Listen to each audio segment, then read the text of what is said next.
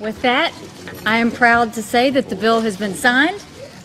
I do want to also acknowledge these 9 pins are going to each of the 9 families of the Emanuel 9.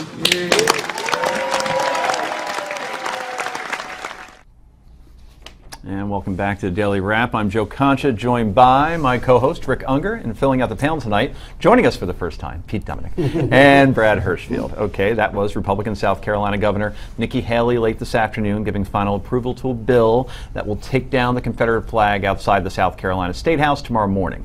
Haley promised she would act quickly, and she did, despite some resistance from her own party. The flag will officially come down tomorrow morning. Of course, this move was prompted by the mass shooting in a black Charleston church by Dylan Roof. Brad, do you think this was the first step in healing the community, or was this a political overplay? Both. There's no question there's some healing to be found here, but I think it's instructive that the majority of the families, the majority of the murder victims from Mother Emanuel themselves said, this is not our interest right now. It's not our issue right now.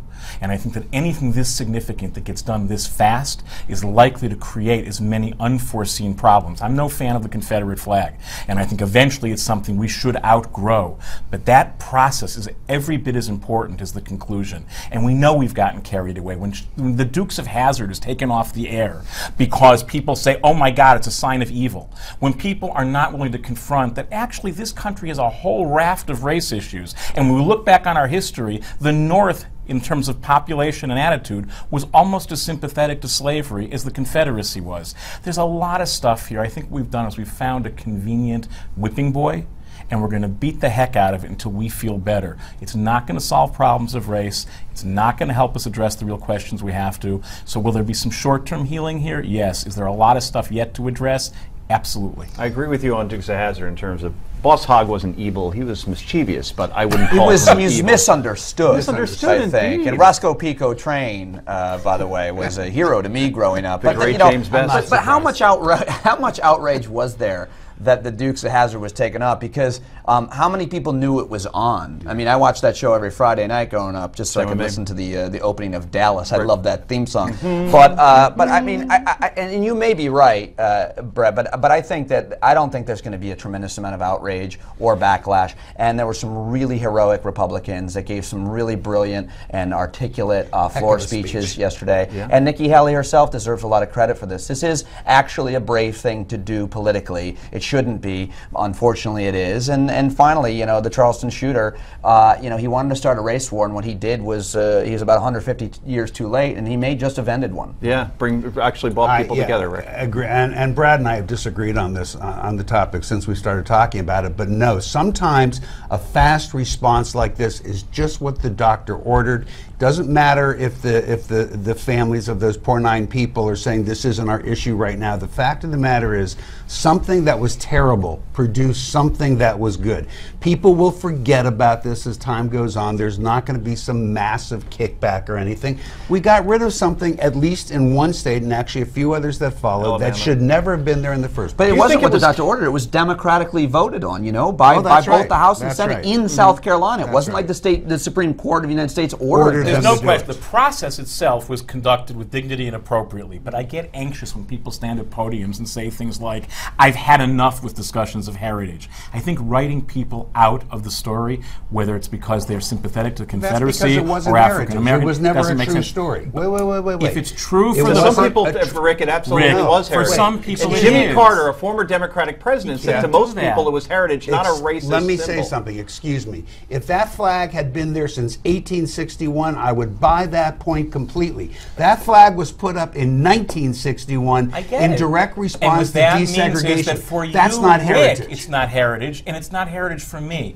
But when someone else says it is, to simply discount them, it's not respectful, it's not right. I get it, you said it perfectly. If for you it had been there since 1862, it would be heritage. Well, what's ironic is that Rick was there in 1862 when the flag went. Waiting for that. But only as a baby, you said. But only as an infant. I was there. Show him your Confederate flag tattoo. And you've changed. You've changed, Rick Unger. Okay, well, we have to move on from this fun. The Confederate flag was also the subject subject of a heated debate on Capitol Hill. Speaker John Boehner tabled a measure that would continue to allow the flying of the Confederate banner in cemeteries operated by the National Park Service. Several House Democrats displayed the flag on the House floor as they spoke out against holding the vote. Had this Confederate battle flag prevailed in war 150 years ago, I would not be standing here today as a member of the United States Congress.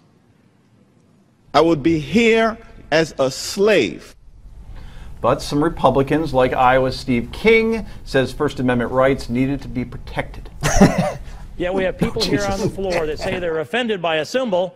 They're the ones that are putting it up for all to see, and then they're saying we should outlaw that so the American people don't have a chance to see our heritage. Everything about America's history is not glorious. White House spokesman Josh Earnest took aim at Republicans for considering the Confederate flag bill. These are the same House Republicans who voted for a party leader who once described himself as, quote, David Duke without the baggage. These are the same congressional Republicans who have declined to criticize the race-baiting rhetoric of a leading Republican presidential candidate. This is what I despise, is that we were just getting done praising, as Pete did, Alabama Governor Nikki Haley down in South Carolina, and it becomes a red-blue issue again, and it drives me nuts. You've got to look at what really happened, because it's precious. What people don't seem to know is a few days ago, the House of Representatives passed a measure banning the Confederate flag from everything involving states, including cemeteries. Now, they tried to pull a number thinking that we wouldn't notice. The Republicans did and said, well, let's put that back in. When they got caught by him announcing, you know what they did? They pulled the bill. No one is hiding the flag. You can fly the flag anywhere you want, not on state grounds. Boom. We all agree on that. We want to hear from you. What do you think about the Confederate flag getting taken down? Go to newsmax.com/comments. Let us be your voice be heard. Back with more in a moment.